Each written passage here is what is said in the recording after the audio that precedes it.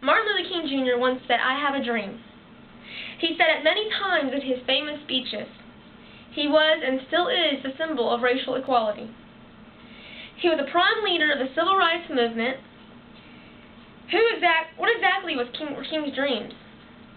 Who was he aiming to move with his speeches? To King, racism was a disease.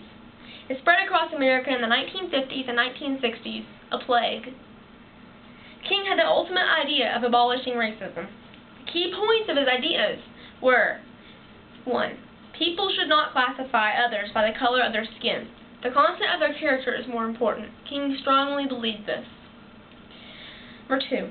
Change should not be created with violence. King used many ways of nonviolent protests instead of riots and hurting people. The point of his speeches were not racism.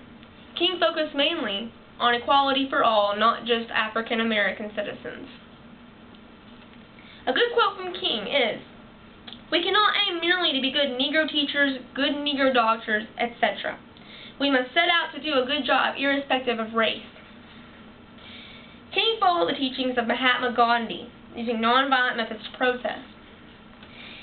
In 1964, King won the Nobel Peace Prize for his work to end racial segregation and racial discrimination through civil disobedience and other nonviolent means. After this, he worked on ending poverty and protesting the Vietnam War.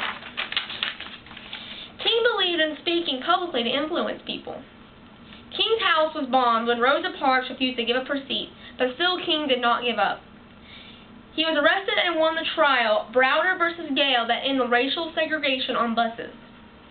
King believed that organized nonviolent protests against the Jim Crow laws would lead to extensive media coverage of the struggle of black equality and voting rights, gaining support from more of America.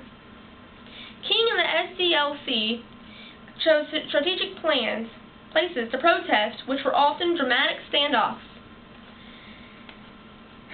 King believed that African Americans, as well as other disadvantaged Americans, such as Native Americans, Asian Americans, and Mexican Americans, should be compensated for historical wrongs.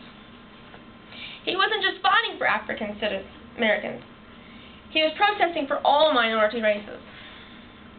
On April 4th, 1968, Martin Luther King Jr. was shot. Before he died, King made a request that no mention of his awards or honors be made. He's a very humble man. To this day, everyone knows the name of Martin Luther King Jr., but not everyone knows exactly what he protested and who he protested for.